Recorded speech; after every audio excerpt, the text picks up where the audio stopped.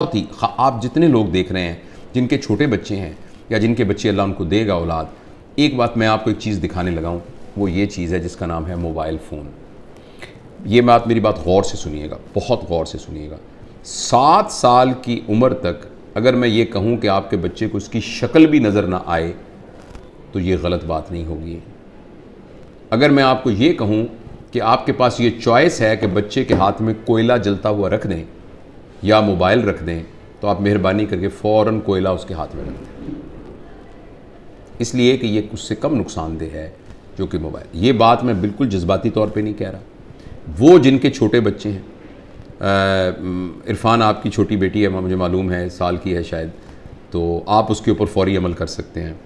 और मेरे तो बच्चे बड़े हो गए हैं, अल्लाह मुझे ग्रैंड चिल्ड्रन दे, तो मैंने ये तहिया किया हुआ है कि अगर मेरी बात चली और चलेगी इंशाअल्लाह, तो मैं इस बात पर स्ट्रिक्ट कारबंद रहूँगा। बच्चे को सिर्फ ये देखिए, ये मैं इसको साबित कर सकता हूँ साइंटिफिकली। ये बात इतनी ज़रूरी है कि अगर हमने इस बात पर अमल ना किया तो हम अगले 10-15 सालों में एक ऐसी नस्ल यहाँ दुनिया में हो रही होगी जिनको सुसाइडल टेंडेंसीज़ होंगी, जिनमें डिप्रेशन होगी, जिनके अंदर एंजाइटीज़ होगी, जो अपने रिलेशंस को नहीं संभाल सकेंगे, जिनको नफ्सियाती बीमारियां होंगी, जिनको जिनसी बिहेवियर की शदीद बीमारियां होंगी, और वो ड्रग एडिक्ट हो सकते हैं, और वो माशरे के लिए गैर मुफीद लोग हो सकते हैं। वो इसलिए कि ये जो मोबाइल फ़ोन है, जब आप इसको ऑन करते हैं तो आप ये एक इवेंट क्रिएट करता है जिसको हम कहते हैं माइक्रो इवेंट। और हर इवेंट जो प्लेजर क्रिएट करता है वो हमारे दिमाग में एक केमिकल पैदा करता है जिसे हम कहते हैं डोपामीन। डोपामीन हमारे जिस्म में खुद पैदा होता है, एक अमाइनो एसिड है 5-हाइड्रोक्सी ट्रिप्टोफैन, उससे बनता है डोपामीन। और ये ज़रूरी है क्योंकि इसकी बुनियाद पर एक तहरीक पैदा होती है। जब आपको कोई चीज़ अच्छी लगती है तो एक तहरीक पैदा होती है जिससे आप काम करते हैं। अल्लाह पाक ने आखिर किसी पर्पज़ के लिए बनाया है। अच्छा, डोपामीन जो है हर प्लेजर को स्टिमुलेट जिस केमिकल से हम होते हैं ना, वो डोपामीन है। चाहे वो खाने का प्लेजर है, चाहे वो चीज़ों की पोजेशन का प्लेजर है, चाहे वो ड्रग एडिक्शन का प्लेजर है, जैसे आप सिगरेट पी, जैसे आपने चर्स पी, किसी ने खुदा न खास्ता शराब पी, और या कोई सा भी सेक्सुअल ग्रेटिफिकेशन है, इन सब के साथ जो है वो एक प्लेजर स्टिमुलेट होता है और वो डोपामीन प्रोड्यूस होता है।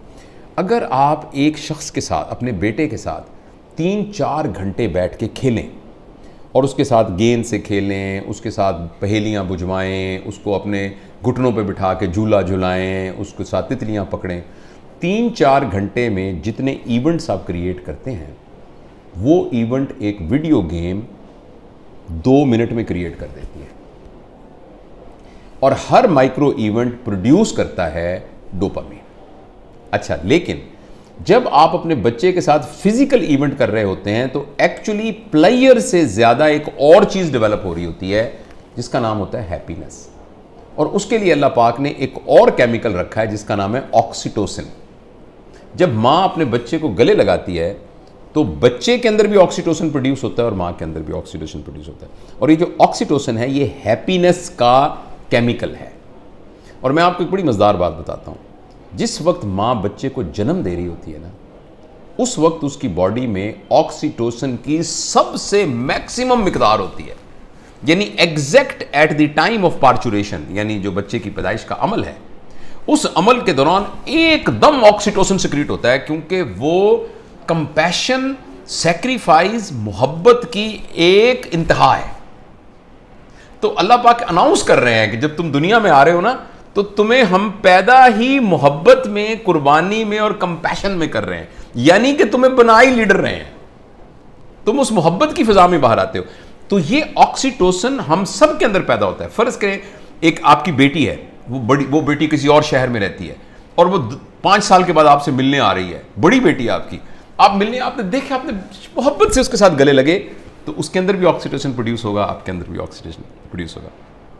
आप अपने दादा से मिले, दादा की गोद में बैठे, तो ऑक्सीटोसिन। अच्छा, अब ये जो फिजिकल इवेंट्स हैं ये ऑक्सीटोसिन प्रोड्यूस करते हैं, और ये वाले जो आर्टिफिशियल इवेंट्स हैं ये डोपामीन प्रोड्यूस करते हैं। दोनों में ये फ़र्क ये है कि डोपामीन जिस रिसेप्टर पर जाकर वो कैफियत पैदा करता है वो टेम्परेरी होता है, और उसके अंदर एक फिनोमेना होता है, वो बिल्कुल ऐसे फिनोमेना है जैसे एक आदमी एक रोटी की बजाय 6 रोटियां खाता है तो उसका पेट बड़ा हो जाता है, अब उसको 6 चाहिए होंगी, 6 खाएगा तो वो और बड़ा हो जाएगा, अब उसको 8 चाहिए, 8 खाएगा तो वो फिर उसको बड़ा, यानी वो आहिस्ता आहिस्ता मैदा बड़ा होना शुरू हो जाता है। इसी तरीके से डोपामीन के जो रिसेप्टर्स हैं उनकी केमिकल इस किस्म का है। समझें, आप समझने के लिए कि डोपामीन का पेट समझ लें, वैसे तो ब्रेन के अंदर बाकायदा रिसेप्टर्स, वो रिसेप्टर्स की तादाद बढ़ जाती है। जब रिसेप्टर्स की तादाद बढ़ जाती है तो जितना डोपामीन प्रोड्यूस हो रहा होता है उससे गुजारा नहीं होता। इस कैफियत का नाम होता है एडिक्शन। जब हम सिगरेट के एडिक्ट होते हैं तब भी डोपामीन मांग रहा होता है हमारे रिसेप्टर्स, जो हेरोइन वाले हैं वो भी डोपामीन मांग रहा होता है। और मैं आपको बहुत ही बुरी खबर देने जा रहा हूं, वो ये है कि शायद सिगरेट, शराब और हेरोइन से भी ज़्यादा जो एडिक्शन छुड़वानी मुश्किल है वो ये स्क्रीन की एडिक्शन है। आपको ये सुनकर बहुत ज़्यादा हैरानी होगी कि अगर आप 5 मिनट में 10 सिगरेट पिएं, ऐसे कश लगा के, एक सिगरेट ख़त्म हो तो दूसरी, दूसरी लगाएं तो तीसरी, तो उससे जितनी डोपामीन प्रोड्यूस होती है तकरीबन 2 या 3 मिनट की वीडियो गेम खेलने से एक बच्चे के दिमाग में उतनी ही डोपामीन प्रोड्यूस होती है। लिहाजा जो फिज़िकल नुकसान होना है उसका, सिगरेट का, टोबैको का और जो धुएं का और आग का, उसके अलावा जो इमोशनल और जो मेंटल नुकसान होना है वो शायद इस वीडियो गेम का सिगरेट के कष्ट से बहुत ज़्यादा होता है। और ऐसी सूरत में जो अहम बात यह है कि जब ये डोपामीन बहुत प्रोड्यूस होनी शुरू, अब गौर से सुनिएगा इस बात को, 2 साल के बच्चे को जब आपने इतनी डोपामीन पर डाल दिया, नहीं उसको हेरोइन का आदी बना दिया, अब ये हेरोइन अब ये मोबाइल भी नहीं दे सकेगा, वीडियो से क्या करेगा, कितने जहाज मारेगा, कितने बंदों को कत्ल करेगा, उस जो गोलियों से मार मार के कितनी देर करेगा, लेकिन डोपामीन इतनी चाहिए कि ये प्रोड्यूस नहीं हो रही। अब बच्चे के अंदर एक कैफियत पैदा हो जाएगी जिसको कहते हैं चाइल्डहुड डिप्रेशन एंड फ्रस्ट्रेशन। मुझे बहुत अच्छी तरह याद है, इसी कमरे में एक खातून आई, उन्होंने कहा डॉक्टर साहब मैंने आपकी बड़ी वीडियो देखी है तो मैं अपनी बच्ची को आपका मिलवाना चाहती हूँ। 5 साल की बच्ची थी, 4 या 5 साल की बच्ची थी। तो मैंने उसको बताया कि मैं प्रोफेशनल काउंसलर। उसने कहा नहीं जी नहीं, आप मेरी बात सुने, कोई नहीं, आप हमारे भाई हैं। मैंने कहा बेटा क्या, अम्मी क्या कह रही हैं, क्या बात है? कहती है अंकल मैं बोर हो जाती हूँ। 4 साल की बच्ची। बोरियत तो बच्चों का प्रॉब्लम नहीं है, बोरियत तो बच्चों का प्रॉब्लम नहीं है, बच्चों के पास तो बहुत एक्टिविटी होती है, बच्चा तो बोर होता ही नहीं है। ये तो बोरियत तो एक बड़ों का अजाब है, लेकिन बच्चों के अंदर वो नफ्सियाती बोर इसलिए हो रही है कि अब कोई चीज़ उसको सेटिस्फाई नहीं कर रही। जब कोई चीज़ सेटिस्फाई नहीं करेगी, अब मुझे कुछ और चाहिए। देखो बोरियत तब होती है जब आपके पास कोई काम ना हो। तो बच्चों के पास तो बहुत काम होते हैं, उन्होंने तो गुड़िया के साथ खेलना होता है, उन्होंने तो रस्सा कूदना होता है, उन्होंने तो तितलियाँ पकड़नी होती हैं, उन्होंने तो पेंटिंग करनी होती है, उन्होंने तो क्राफ्ट्स बनाने होते हैं, उन्होंने तो दोस्तों के साथ गप्पे मारनी होती हैं, उन्होंने तो बहुत कुछ करना होता है, छलांगे लगानी होती हैं, उन्होंने तो फुटबॉल खेलना होता है। तो बच्चों के पास तो बहुत सारे काम होते हैं। लेकिन वो 4 साल की बच्ची इसलिए है कि उसको ये देकर हमने बाकी तमाम चीज़ों से मफलूज कर दिया है। उस बच्ची के लिए गुड़िया खेलना, उस बच्ची के लिए अपने बच्चों के साथ बैठकर मिट्टी के घर बनाना, वो उसके लिए कोई अट्रैक्टिव नहीं है। अब उसको इससे बड़ी कोई चीज़ चाहिए। और अगली ख़तरनाक बात क्या होगी कि जब बच्चा बोर हो जाएगा और बच्चे की डोपामीन पूरी नहीं होगी और माँ बाप को इतनी तरबियत नहीं है, तरबियत होती तो माँ बाप इस कैफियत तक आने ही क्यों देते।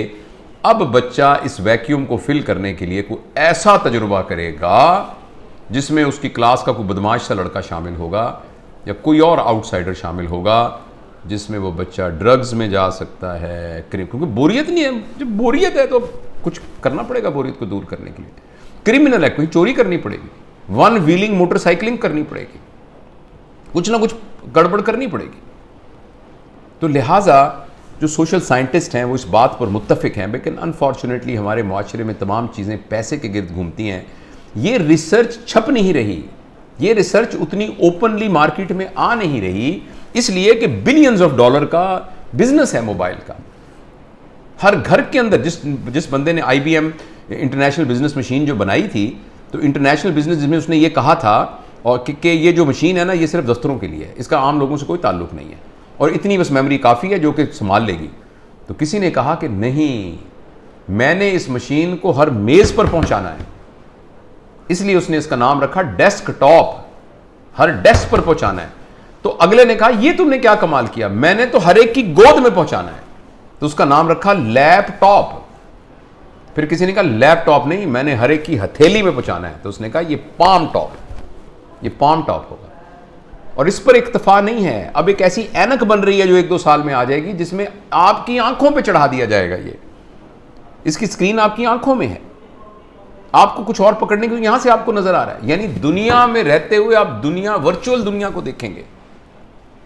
क्या इंसानों के ऊपर अजाब आने वाला है, इंसानी वर्चूज पर क्या अजाब आने वाला है। तो इसलिए मेरे बहुत ही प्यारे बेटों बेटियों, अगर बच्चियां भी देख रही हैं और मेरे दोस्तों, मैं आपसे गुजारिश करना चाहता हूं, और मैं अपनी ज़िंदगी पर मैंने इसको कुछ दिनों से नाफिज किया हुआ। बताऊं कि मैंने क्या किया, मैं तो बड़ा हो गया हूं, पता नहीं जो नुकसान होता।